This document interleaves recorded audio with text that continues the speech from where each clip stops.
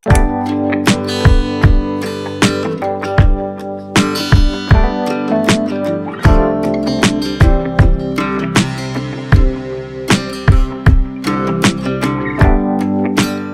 मित्रांनो, थंबनेल बघून तुमच्या लक्षात आलं असेल की आज मी हिंजवडी आयटी पार्क परिसरामध्ये उभा आहे आणि आजच्या प्रोजेक्टमध्ये प्रॉपर्टी घेण्यासाठी तुमचं 25 लाख रुपये बजेट असणार आहे। पण तुम्हाला प्रश्न पडला असेल की आज माझ्या हातामध्ये पुस्तक काय, तर हे बेस्ट सेलर पुस्तक आहे, रिच डॅड पुअर डॅड। 20 वर्ष झालं मार्केटमधलं सगळ्यात बेस्ट असं हे पुस्तक आहे, जे की रॉबर्ट कियोसाकी या अमेरिकन लेखकांनी लिहिलेलं आहे। पैशाचं योग्य नियोजन कसं करायचं ह्याच्यामध्ये सांगितलेलं आहे। पण ह्या लेखकाचा अजून अभ्यास करताना मला अशा अनेक गोष्टी कळाल्या ज्या की तुमच्या फार कामाच्या असू शकतात। हे जे लेखक आहेत यांनी रिअल इस्टेटमध्ये खूप मोठा पोर्टफोलिओ तयार केला आहे। 6000 पेक्षा जास्त ठिकाणी यांची रिअल इस्टेटमध्ये इन्व्हेस्टमेंट आणि खूप चांगलं रेंट जे ते यांना मिळतं। तर त्यांनी त्याचं सिक्रेट जे आहे ते त्यांच्या बऱ्याच व्हिडिओमध्ये सांगितलेले आहे आणि त्याचा खूप अभ्यास केल्यानंतर मला वाटलं की हे सिक्रेट तुम्हाला सुद्धा कळालं पाहिजे, जेणेकरून आजची जे प्रॉपर्टी आपण तुम्हाला दाखवणार आहोत ह्याचे जे डिटेल्स सांगणार आहेत तर ह्याचं महत्त्व तुमच्या लक्षात येईल। बऱ्याचदा लोक एक चूक करतात की पहिली इन्व्हेस्टमेंट करताना ते फ्लॅट घेतात किंवा बंगलो बांधतात, हे एकदम बरोबर आहे। पण दुसरी इन्व्हेस्टमेंट जेव्हा ते करतात रेंटसाठी खास करून, तेव्हा ते परत रेसिडेन्शियलमध्ये इन्व्हेस्टमेंट करतात। आणि मी तुम्हाला सांगतो, तुम्ही भारतात कुठेही रेसिडेन्शियल प्रॉपर्टीमध्ये इन्व्हेस्टमेंट करा, त्याचे रिटर्न 2 ते 2.5% मुळेच नसतात, मॅक्सिमम 3% असतात। आणि त्यामुळे जो नेट आउटफ्लो असतो तो कायम निगेटिव्हमध्ये असतो। या पुस्तकाचे लेखक नेहमी सांगतात की जर तुम्ही रेंटसाठी इन्व्हेस्टमेंट करत असाल तर ती कमर्शियल प्रॉपर्टीमध्येच तुम्ही करायला पाहिजे, जसं की शॉप असेल, गोडाऊन असतील, ऑफिस स्पेस असेल, किंवा पुणे सारख्या शहरात भारतातले जे 10 मेट्रो सिटी आहेत तिथं आजकाल प्रीलीज प्रॉपर्टीचा खूप मोठ्या प्रमाणामध्ये ट्रेंड आलेले आहेत। आजची जी प्रॉपर्टी ती सुद्धा प्रीलीज प्रॉपर्टी असणार आहे, कारण हिंजवडी आय टी पार्क सारख्या भागामध्ये मोठ्या प्रमाणात लोक स्थलांतरित करत असतात आणि त्यांची राहण्याची एक फार मोठी समस्या असते। आणि अशा केसमध्ये ते पाहिजे ती किंमत मोजायला तयार असतात, पण सगळ्या गोष्टी त्यांना जागेवर पाहिजे असतात। आणि असे अनेक प्रोजेक्ट जे ते आय टी पार्क भागामध्ये चालू असतात, जे की प्रीलीज प्रॉपर्टी असतात। आता इथं बायरला काय फायदा होतो की तुम्ही एक छोटीशी इन्व्हेस्टमेंट करून एक युनिट घेऊ शकता आणि तुम्हाला फिक्स रेंट जे आहे ते चालू होतं।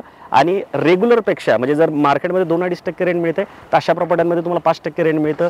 मेंटेनन्स आणि भाडोत्री जो आहे, म्हणजे ज्याला रेंटची प्रॉपर्टी हवी ते शोधायचं पण टेन्शन तुमच्याकडे राहत नाही। मॅनेज करणाऱ्या कंपन्या ज्या आहेत मार्केटमध्ये त्यांची एक्सपर्टीज असते, ते तुम्हाला घर बसल्या खूप चांगलं रेंट देतात, तुमच्या प्रॉपर्टीची काळजी पण घेतात। आणि आजच्या प्रॉपर्टीमध्ये जे युनिट असणार आहे ते सुद्धा फुल्ली फर्निश असणार आहे।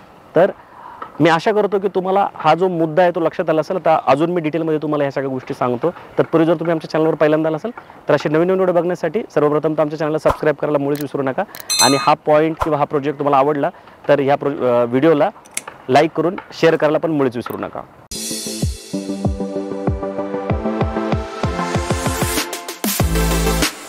सो मित्रांनो, सर्वप्रथम आपण नेहमीसारखं या प्रोजेक्टचं लोकेशन समजून घेऊया। तर विप्रो सर्कल जवळ हा प्रोजेक्ट आहे। या प्रोजेक्टपासून विप्रो सर्कल जे आहे ते 600 मीटरवर आहे आणि हा प्रोजेक्टमध्ये येणारा रोड आहे, म्हणजे हा जो राईट साईडचा रोड आहे हा डायरेक्ट विप्रो सर्कलला जातो।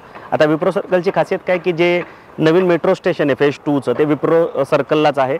त्या व्यतिरिक्त मोठा अजून एक लँडमार्क आहे इथं, ग्रँड हाय स्ट्रीट जे आहे ते विप्रो सर्कलपासून अजून 500 मीटर पुढं आहे। म्हणजे या प्रोजेक्टवरनं जर अंतर काढलं तर साधारणतः एक 1100 ते 1200 मीटरवर ग्रँड हाय स्ट्रीट सुद्धा आहे। बेसिकली प्रोजेक्टचं लोकेशन जे आहे ते खूप प्राईम आहे। या एरियामध्ये जे प्रॉपर्टींचा रेट आहे ते 1 CRच्या आसपास आहे। 2 BHKचा रेट, म्हणजे तुम्ही माझ्या मागं जे प्रोजेक्ट बघताय तिथं तुम्ही 750 स्क्वेअर फूट किंवा 800 स्क्वेअर फूटच्या आसपासचा कार्पेट घ्यायला गेला तर 1 CRच्या आसपास जातोय। आता प्रोजेक्टचं लोकेशन लक्षात नसेल आलं तर स्क्रीनवर दिलेल्या नंबरला कॉल करून तुम्ही या प्रोजेक्टचं गुगल लोकेशन मागवू शकता। स्वतः आपण या प्रोजेक्टला अजून थोडं डिटेलमध्ये समजून घेऊया। टोटल 20 एकरचं हे लँड पार्सल आहे, ज्यातला पहिला फेज जो आहे तो 2.5 एकरचा आहे आणि त्याच्यामध्ये टोटल 4 बिल्डिंग आहे, A, B, C, D।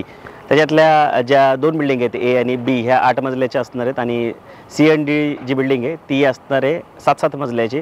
Total 485 unit आहे। आता हा जो प्रोजेक्ट आहे ना हा स्टुडिओ अपार्टमेंटचा प्रोजेक्ट आहे, म्हणजे इथं बिल्डरकडून काय करण्यात आलेलं आहे की छोटे छोटे युनिट्स बनवण्यात आलेले आहेत, कारण की उद्देश जो आहे हा प्रोजेक्ट बनवण्याचा तो प्रीलीज असा असणार आहे। म्हणजे तुम्हाला जर फर्स्ट होम म्हणून तुम्ही हा प्रोजेक्ट बघत असाल तर हा प्रोजेक्ट फर्स्ट होम म्हणून तुम्हाला घेता येणार नाही, कारण की याचा पर्पज जो आहे तो कमर्शियल आहे। मॅक्सिमम इथं असेच लोक युनिट घेतात किंवा अशाच लोकांनी घ्यायला पाहिजे की ज्यांचा रिअल इस्टेटमध्ये इन्व्हेस्टमेंट करून रिटर्न मिळवण्याचा उद्देश आहे। तर अशाच लोकांसाठी हे जो पूर्ण प्रोजेक्ट आहे तो बनतोय। म्हणजे फेज 1 जो आहे तो तर पूर्णपणे प्रीलीजचा असणार आहे आणि स्टुडिओ अपार्टमेंट असणार, ज्याच्यामध्ये टोटल 2 साईज आहेत, 194 आणि 208 स्क्वेअर फूटचा। आता हा जो स्टुडिओ अपार्टमेंट आहे हा फुल्ली फर्निश असणार आहे, म्हणजे ज्याच्यामध्ये सगळ्या ज्या फॅसिलिटी आहेत आतल्या फर्निचर ते तुम्हाला याच्यामध्ये देण्यात येणार आहे, जसं की तुम्हाला मी सांगतो इथे 2 बेड असतील, त्या व्यतिरिक्त 2 मॅट्रेस असतील, 2 वॉर्डरोब असतील, 1 टनचा AC असेल, 1 TV असेल 40 फीटाचा, त्याच्यानंतर जनरेटर असणार आहे, त्याच्यानंतर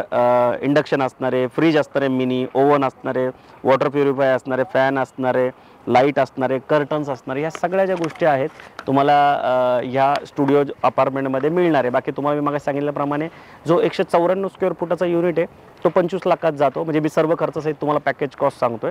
आणि जो दुसरा युनिट आहे 208 स्क्वेअर फुटचा तो 26 लाखाला जातो. आणि ह्या 25 आणि 26 लाखाच्या व्यतिरिक्त तुम्हाला अजून 40,000 रुपये जो आहे तो अतिरिक्त खर्च पण जो आहे तो येणार आहे, जसं की मेंटेनन्स आहे, त्याच्यानंतर तुमचं जे रेंट ॲग्रीमेंट होणार आहे इथल्या जी तुम्हाला रेंट देणारी कंपनी आहे तर त्यांना त्याच्यासोबत जे ॲग्रीमेंट होणार आहे त्याचे जे पैसे आहेत ते तुम्हाला अजून जे आहे ते लागणार आहेत. पण तुम्हाला डिपॉझिटसुद्धा जे आहे ते 2 महिन्याचं इथं मिळणार आहे, म्हणजे साधारणतः 20,000 रुपये तुम्हाला जी प्रॉपर्टी मॅनेज करणारी कंपनी आहे त्यांच्याकडून तुम्हाला 2 महिन्याचं डिपॉझिट मिळणार आहे. आणि 7 वर्षाचा जो आहे तो लॉकिंग पिरियड असणार आहे. दर 3 वर्षानंतर 10% ॲप्रिशिएशन तुम्हाला तुमच्या युनिटमध्ये मिळणार आहे. 194 स्क्वेअर फुटाचा जो युनिट आहे त्याला तुम्हाला 9,600 रुपये रेंट मिळणार आहे. आणि जो 208 स्क्वेअर फूटचा युनिट आहे त्याला तुम्हाला 9,800 रुपये रेंट मिळणार आहे. आणि जर तुमचा GST नंबर असेल तर त्याच्यावर तुम्हाला 18% GSTसुद्धा मिळणार आहे. आणि दर 3 वर्षानंतर 10% जे आहे ते तुम्हाला ॲप्रिशिएशनसुद्धा इथे मिळणार आहे. मेंटेनन्स 3 रुपयाप्रमाणे इथे तुम्हाला जो आहे तो द्यावा लागणार आहे.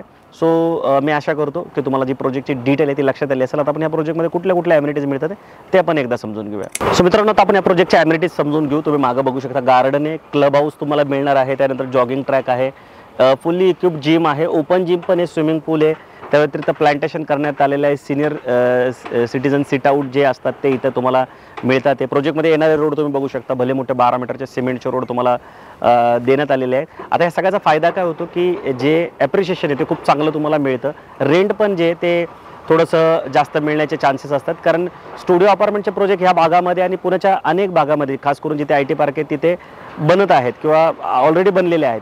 पण जेवढ्या फॅसिलिटीज जास्त मिळतात भाड्याने फ्लॅट घेणाऱ्याला तेवढे तो रेंट जास्त देतो किंवा त्याच्याकडून रेंट जास्त घेता येतं प्रॉपर्टी मॅनेजमेंट कंपनीला. आणि एंड ऑफ डे जे फ्लॅट ओनर असतात त्यांना त्याचा जो बेनिफिट आहे तो इथं होतो. इथं आता मिनिमम जो युनिट आहे त्या घेण्यासाठी तुम्हाला 25 लाख रुपये लागतात. तर 20 ते 21 लाख रुपयाचं लोन जे आहे ते तुमचं होणार आहे. म्हणजे तुम्हाला 4 ते 5 लाख रुपयाचं ओन कॉन्ट्रिब्युशन जे आहे ते इथं करावं लागणार आहे. आता तुम्ही 20 ते 30 वर्षाचं जरी लोन घेतलं, मॅक्सिमम 30 वर्षाचं घेतलं तर 14-15 हजाराचा तुम्हाला EMI येईल. आणि 20 वर्षाचं घेतलं तर 18 ते 20 हजार रुपयामध्ये तुम्हाला EMI येईल. समजा तुम्हाला 14 ते 15 हजाराचा EMI जरी आला आणि 9,600 जर तुम्हाला बिल्डरकडून प्रॉपर्टी मॅनेजमेंट कंपनीकडून जर मिळतात आहे तर वरचे तुम्हाला 5 ते 6 हजार रुपये टाकून ह्या फ्लॅटचा EMI जो आहे तो क्लिअर करता येणार आहे. परत तुम्हाला भाडोत्री शोधण्याचं पण टेन्शन राहणार नाही आहे, कारण 7 वर्षाचं लॉकिंग पिरियड असणार आहे. दर 3 वर्षानंतर तुम्हाला 10% जे ते ॲप्रिशिएशन पण मिळणार आहे. आणि नॅचरल ॲप्रिशिएशन होणार आहे ते परत वेगळं. तर जसं मी सुरुवातीला सांगितलं होतं, जर तुम्ही रेंटसाठी प्रॉपर्टीमध्ये इन्व्हेस्टमेंट करताय तर तुम्ही अशाच प्रिलीज प्रॉपर्टीमध्ये इन्व्हेस्ट केली पाहिजे, कारण की तुम्हाला घर बसल्या खूप चांगली डील जी आहे ती इथे मिळते. आणि जे टेन्शन असतं प्रॉपर्टी घेतल्यानंतर ते पण राहत नाही. आणि जर तुम्ही मोठी इन्व्हेस्टमेंट करून रेंट घेण्याचा प्लॅन करत असाल तर मला वाटत नाही ते योग्य असेल किंवा फायद्याचा तुमचा सौदा असेल. तुम्ही फ्रॅक्शनमध्ये इन्व्हेस्टमेंट करून चांगलं रेंट मिळवू शकता आणि इमर्जन्सी आल्यानंतर एक युनिट विकूसुद्धा शकता. पण जर तुम्ही मोठी इन्व्हेस्टमेंट केली रेसिडेन्शियलमध्ये खास करून तर इमर्जन्सी आल्यामुळे एवढा मोठा बायर जो आहे तो पटकन तुम्हाला भेटत नाही. सो मी आशा करतो की तुम्हाला या प्रोजेक्टची जी डिटेल आहे ती लक्षात आली असेल आणि जो हा माझा मुद्दा आहे प्रिलीज प्रॉपर्टीमध्ये इन्व्हेस्टमेंट करण्याचा तो पण लक्षात आला असेल. बाकी व्हिडिओ आवडला असेल तर लाईक करून शेअर करायला विसरू नका. चॅनलवर पहिल्यांदा असेल तर असे नवीन व्हिडिओ बघण्यासाठी आमच्या चॅनलला सबस्क्राईब करायला पण मुळीच विसरू नका. लवकरच भेटू नवीन प्रोजेक्ट नवीन लोकेशनसोबत. तोपर्यंत नेहमीसारखं स्वस्त राहा, मस्त राहा, खुश राहा. जय हिंद.